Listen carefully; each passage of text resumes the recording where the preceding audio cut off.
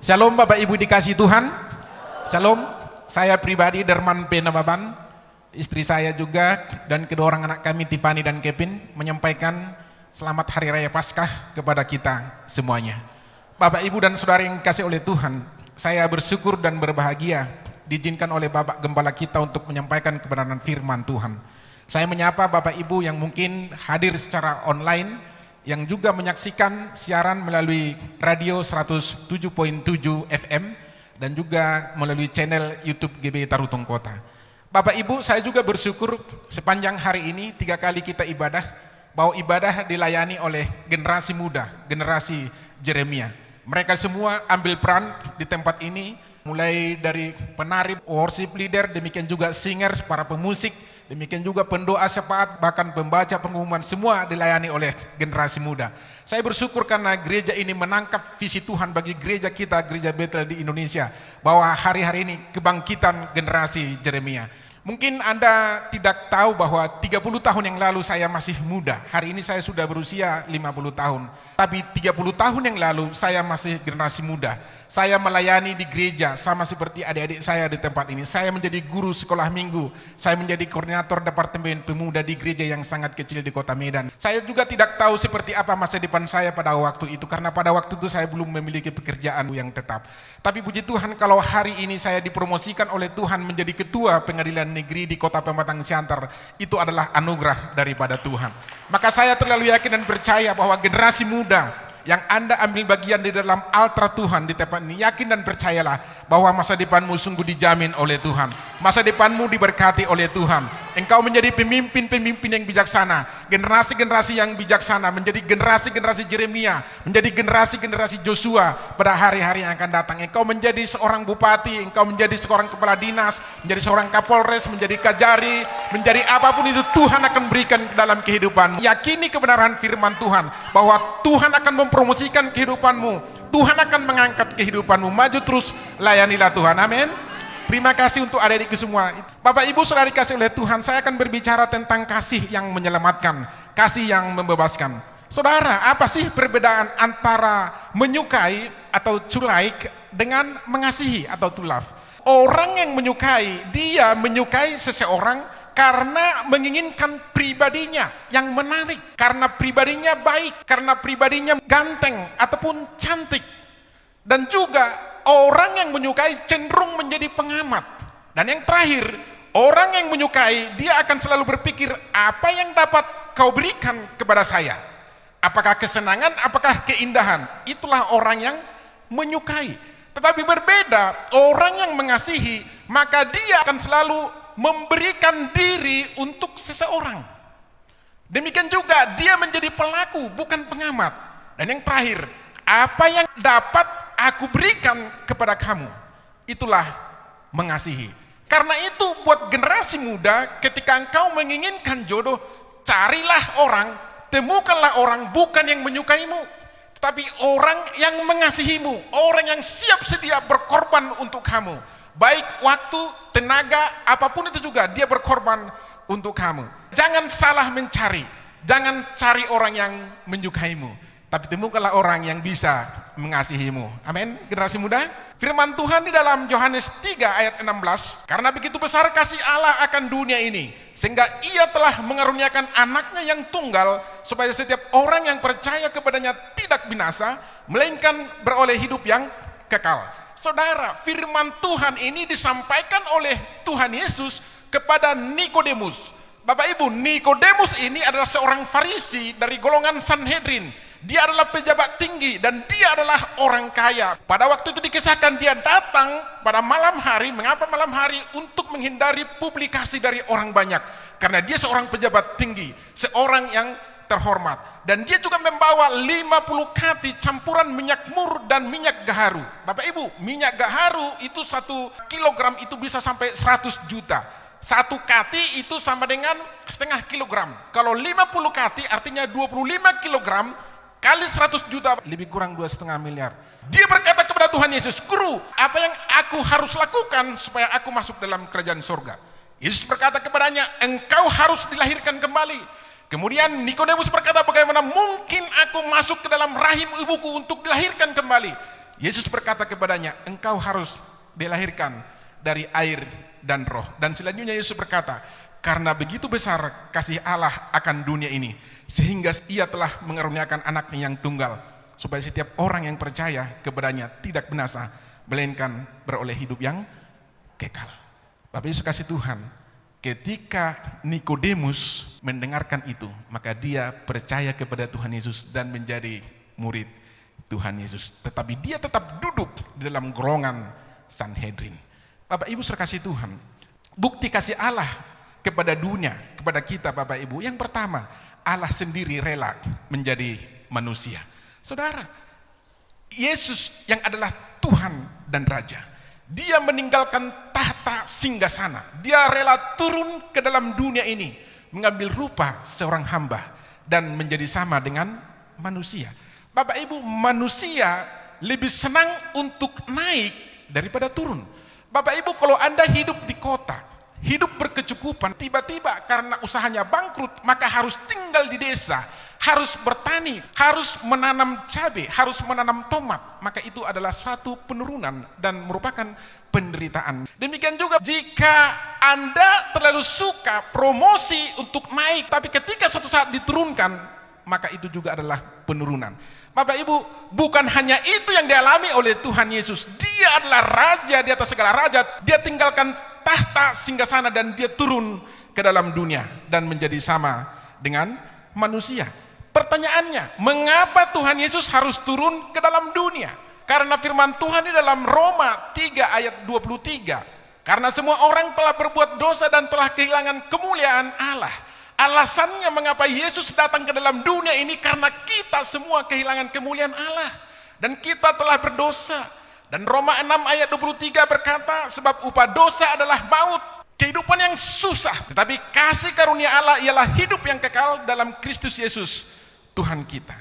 Bapak Ibu, Yesus tidak rela kita mati dan dihukum dalam keberdosaan kita, maka dia datang ke dalam dunia ini. Bapak Ibu, kemudian yang kedua, bukti kasih Allah kepada dunia ini, Allah mati bagi kita ketika kita masih berdosa.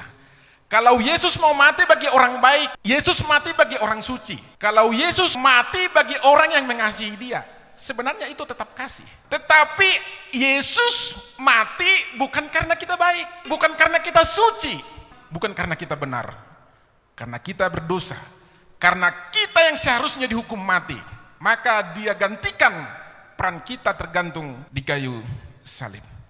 Ia mau berkorban dan mati bagi kita ketika kita hidup di dalam keberdosaan kita. Bapak Ibu, sekali lagi saya mau katakan, kalau Yesus mati untuk orang baik, maka dia sama dengan pahlawan-pahlawan biasa. Tapi Yesus melebihi dari pahlawan. Dia membela orang berdosa. Dia membela kita dalam kelemahan kita. Amin Bapak Ibu. Mengapa Tuhan Yesus harus mati dengan cara yang mengerikan? Yesaya 53 ayat 4 dan 5 firman Tuhan berkata, tetapi sesungguhnya penyakit kitalah yang ditanggungnya dan kesengsaraan kitalah yang dipikulnya, padahal kita mengira dia kena tulah, dipukul dan ditindas Allah, tetapi dia tertikam oleh karena pemberontakan kita, dia diremukkan oleh karena kejahatan kita. Ganjaran yang mendatangkan keselamatan bagi kita ditimpakan kepadanya, dan oleh bilur-bilurnya kita menjadi sembuh. Bapak Ibu saudara kasih oleh Tuhan, engkau memiliki penyakit hari-hari ini, engkau memiliki kesengsaraan, engkau mungkin tidak sakit secara jasmani, tapi secara rohani. Mungkin secara mental mengalami stres, mungkin engkau berdiri di persimpangan jalan, terlalu sulit untuk mengambil keputusan, terlalu dilematis. Bapak Ibu ingat, firman Tuhan dalam kitab Yesaya 53 berkata bahwa Tuhan telah menanggung itu semua, menanggung segala penyakit kita, segala beban dan persoalan kita. Saya mau katakan kepada kita, ada banyak teladan kasih yang Tuhan berikan kepada setiap kita. Teladan yang pertama, Yesus berdoa ketika murid-muridnya sedang tertidur. Selama pelayanannya Yesus mengumpulkan murid-muridnya. Tetapi pada saat-saat detik-detik terakhir di Taman Getsemani, 3 kali Tuhan Yesus berdoa, ya Bapa, jikalau cawan ini tidak mungkin lalu kecuali apabila aku meminumnya, jadilah kehendakmu. Pada waktu itu murid-muridnya tertidur pulas. Mereka tidak bisa mengetahui seperti apa beban penderitaan yang akan dialami oleh Tuhan Yesus. Mungkin Anda mencoba menawar kepada Tuhan, Tuhan, persoalan ini terlalu berat. Tuhan, persoalan keluargaku terlalu berat, terlalu pelik, ekonomiku terlalu susah, sepertinya tidak ada jalan keluar. Tapi sekalipun Anda berada pada posisi yang demikian, tapi katakan kepada Tuhan, Tuhan, biarlah kehendak-Mu yang jadi atas kehidupan saya. Berikan aku pundak yang kuat untuk sanggup menghadapi semua persoalan ini. Yakin dan percayalah, kemenangan, sukacita pasti Tuhan berikan atas kehidupanmu.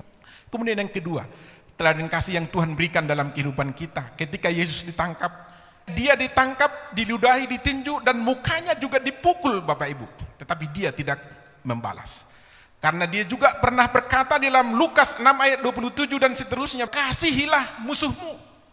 Bagaimana mungkin kita bisa mengasihi musuh kita, sedangkan orang dunia berkata gigi ganti gigi, tangan ganti tangan, darah diganti oleh darah. Tapi Yesus berkata, kasihilah musuhmu, berbuat baiklah kepada orang yang membenci kamu. Mungkin ada orang membencimu, mungkin suamimu, mungkin istrimu, mungkin anak-anakmu, mungkin tetanggamu, mungkin edamu, kasihi dia. Dan mintalah berkat kepada orang yang mengutuk kamu, dan berdoalah bagi orang yang mencaci kamu. Barang siapa menampar pipimu, yang satu berikanlah juga kepadanya pipi yang lain. Dan barang siapa yang mengambil jubah kehormatanmu, jabatanmu, berikanlah juga bajumu. Bapak Ibu, perkataan ini secara logika tidak masuk akal. Tapi memang hal-hal kerohanian Bapak Ibu tidak bisa diselami dengan akal. Ketika Anda mau percaya kepada Tuhan, lakukanlah apa yang Tuhan Yesus katakan. Dia memberikan teladan kepada kita untuk mengasihi musuh kita. Kemudian yang ketiga, teladan kasih yang Tuhan berikan kepada kita ketika dia dihadapkan kepada Pilatus. Matius 27 ayat 20, pada masa itu ada kebiasaan dalam setiap perayaan, ada orang yang dibebaskan dari hukuman. Di situ ada seorang penjahat besar bernama Barabas. Orang banyak disuruh memilih Barabas atau Yesus untuk dibebaskan. Tapi mereka justru memilih Barabas. Ini adalah upaya daripada Pontius Pilatus. Karena dia tidak menemukan kesalahan dalam diri Yesus, maka dibuatlah alternatif. Yang pertama, ini Yesus. Yang kedua, ini Barabas. Yesus yang tidak bersalah disandingkan dengan Barabas yang adalah seorang penjahat kawakan. Pilatus berkata kepada mahkamah agama, kamu pilih mana, Yesus atau penjahat ini untuk dibebaskan? Karena setiap perayaan Paskah ada orang-orang yang dibebaskan dari tawanan. Walaupun dengan cara demikian, mahkamah agama, orang Yahudi, orang Farisi memilih Yesus dihukum mati. Apakah sebanding orang benar disandingkan dengan penjahat kawakan? Kalau penjahat dengan penjahat disandingkan, ini pencuri kerbau, ini pencuri babi, disandingkan Bapak Ibu, masih ada relevansinya. Tapi ini orang benar dengan penjahat disuruh pilih mana yang harus dipilih, dan anehnya mereka tetap memilih Yesus untuk disalibkan. Bukankah itu penderitaan yang luar biasa Bapak Ibu? Ya. Kalau hari-hari ini juga kamu disandingkan dengan orang-orang jahat, ikutilah teladan Tuhan Yesus. Taat akan proses. Ketika Pontius Pilatus tidak menemukan kesalahan di dalam diri Yesus, maka dia mengambil baskom dan kemudian dia mencuci tangan. Dan dia berkata, aku tidak bersalah terhadap darah orang itu urusan kamu sendiri. Dalam Matius 27 ayat 24. Tetapi pada waktu itu orang-orang Yahudi menjawab, biarlah darahnya ditanggungan atas kami dan anak-anak kami. Perhatikan baik-baik. Biarlah darahnya ditanggungan atas kami dan anak-anak kami. Pada tahun 70 Masehi, Yerusalem dihancurkan, diporak-porandakan, di bumi hanguskan. Kota yang mereka agung-agungkan. Bapak Ibu tahu, pada masa pemerintahan Nazi Hitler 1942 sampai 1945, lebih kurang 6 juta orang Yahudi dikumpulkan, dimasukkan ke dalam kamp konsentrasi. Dan mereka mati secara sia-sia. Sampai pada akhirnya orang-orang Israel terus dikejar-kejar. Mereka tidak memiliki keamanan. Kalau hari ini mereka membangun bangsa, itu adalah sisa-sisa, puing-puing yang berkumpul dari seluruh dunia untuk mereka kembali membangun suatu bangsa. Mengapa bisa terjadi seperti itu? Karena dahulu mereka, biarlah darahnya ditanggungkan kepada kami dan kepada anak-anak kami. Kalau ada orang benar, jangan sekali-sekali bersumpah untuk orang itu. Jangan pernah menjolimi orang baik. Dan kemudian teladan yang keempat, ketika Yesus disesah, Bapak Ibu tahu cambuk yang dicambukkan kepada Yesus ujungnya terdiri dari potongan logam dan tulang. Dan setiap kali cambuk itu dicambukkan ke tubuh Tuhan Yesus, maka potongan logam dan tulang yang tajam itu mencabik otot dan tubuh daripada Tuhan Yesus, menimbulkan luka yang sangat dalam. Dia rela mengalami itu melalui bilur-bilurnya supaya setiap kita disembuhkan, supaya setiap kita diselamatkan. Terlalu baik, terlalu hebat Tuhan kita, luar biasa Tuhan kita. Apakah ada orang, apakah ada nabi yang demikian? Tidak ada. Hanya Yesus, hanya Tuhan kita. Dan kemudian teladan kasih yang kelima, Yesus dimahkotakan mahkota duri. Bapak Ibu tahu, mahkota duri yang ditaruh di kepala Yesus itu diambil dari semak berduri. Semak duri tumbuh di bumi ini Bapak Ibu adalah akibat dosa. Taruh di kepala Yesus dan kemudian diambil palu dan kemudian dipukulkan ke mahkota duri itu sehingga duri itu lebih dalam menusuk kepala Tuhan Yesus. Bapak Ibu, seharusnya dia dimahkotai mahkota raja, tapi justru mahkota duri yang lahir, yang tumbuh dari akibat dosa. Saudara dikasih oleh Tuhan, mungkin hari-hari ini ada orang yang memahkotakan mahkota duri dalam kehidupanmu. Bersyukurlah kepada Tuhan. Karena Tuhanmu sudah lebih dahulu mengalami hal yang sama. Bersyukurlah kepada Tuhan dalam segala situasi dan kondisi yang bagaimanapun juga. Dan kemudian yang keenam, Yesus memikul salib. Bapak Ibu tahu, semalaman dia tidak bisa tidur dan sekujur tubuhnya penuh dengan luka. Masih harus memikul salib naik ke Gunung Kalvari atau ke Bukit Golgota. Yesus pernah berkata, marilah kepadaku semua yang letih dan lesu dan berbeban berat, aku akan memberikan kelegaan kepadamu. Mungkin kukmu terlalu berat, persoalanmu terlalu berat, salibmu terlalu berat, rumah tanggamu terlalu berat. Datanglah kepada Yesus, karena Yesus telah memikul salib, dan salib itu seharusnya dipikulkan kepada kita. Yakin dan percayalah, seberat apapun persoalanmu, Tuhan telah menyelesaikannya. Amin Bapak Ibu. Dan kemudian yang ketujuh, ketika Yesus disalib, tangan dan kakinya dipaku di Bukit Kalvari, Bukit Tengkorak.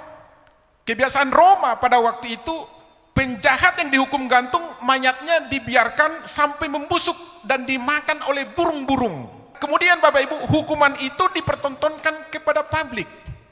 Hukuman yang paling kejam dalam sepanjang sejarah peradaban manusia adalah penyaliban. Ketika tangan dan kakinya disalib, itu orang tidak langsung mati, menggelepar-gelepar dia sampai darahnya kehabisan. Maka ada orang yang disalib itu bisa 2 sampai 3 hari ke depan baru mati, kehabisan darah. Maka saudara kasih Tuhan, ketika penjahat di sebelah kanan dan penjahat di sebelah kirinya masih hidup, maka tentara Roma mematahkan kakinya. Mengapa kaki kedua orang itu dipatahkan? Supaya orang itu cepat mati. Mengapa cepat mati? Karena masa pergantian menjelang Hari Raya Paskah. Hari Raya Paskah tidak diperkenankan orang Yahudi mengurusi orang-orang mati ataupun mayat, karena itu najis bagi mereka. Paskah mereka bisa batal, dan hari itu juga menjelang hari Sabat. Ketika tentara Roma menghampiri Yesus hendak mematahkan kakinya, dia melihat Yesus sudah mati. Maka dia tidak jadi mematahkan kaki Yesus seperti yang tertulis dalam kitab Perjanjian Lama. Tetapi dia mengambil tombak, dan tombak itu Bapak Ibu dicucukkan ke lambung Tuhan Yesus, dan keluarlah cairan-cairan putih. Sekali lagi saya mau katakan, orang yang dihukum, Yesus yang digantung di kayu salib, dipertontonkan kepada halayak ramai. Artinya apa? Supaya semua orang mengetahui, supaya orang-orang banyak tidak mau mengikuti jejak daripada terhukum mati ini, melakukan subversif atau perlawanan terhadap kekuasaan kaisar. Yesus kita benar, dia raja, tetapi dia menanggung semuanya itu. Dia dipermalukan. Semua orang memalingkan wajahnya daripada Tuhan Yesus. Mungkin engkau telah salah langkah. Mungkin tanganmu banyak melakukan kejahatan. Ingat, tangan Yesus sudah disalib untuk tanganmu. Kaki Yesus sudah disalib untuk kesalahan langkahmu. Yakin dan percayalah, kehidupanmu telah dibebaskan. Masa depanmu telah dijamin oleh Tuhan. Amin Bapak Ibu. Dan kemudian yang kedelapan, Yesus dihujat. Pada waktu Yesus disalib, kesakitan yang luar biasa di dadanya. Mengapa? Akibat dari cairan yang menekan jantungnya Bapak Ibu. Dan sekujur tubuhnya berlumuran darah. Dan semua orang menghujatnya, dan orang-orang yang lewat, termasuk imam-imam kepala, ahli Taurat dan tua-tua, bahkan salah seorang penjahat yang ada di sebelah kirinya, menghujat Yesus. Dia berkata, sekiranya benar engkau anak Allah, bebaskanlah dirimu dan diri kami juga. Tetapi penjahat yang di sebelah kanan berkata, kita dihukum pantas karena kejahatan kita, tetapi orang ini dihukum karena melakukan kebenaran. Maka dia berkata kepada Tuhan Yesus, Guru, ingatlah akan daku ketika engkau sampai dalam kerajaan. Dan Yesus berkata bahwa pada hari ini engkau dan aku telah ada taman Firdaus. Yesus dihujat, mengalami kesakitan yang luar biasa. Dan kalaupun hari-hari ini kamu dihujat, ingat, Yesus telah dihujat lebih dahulu.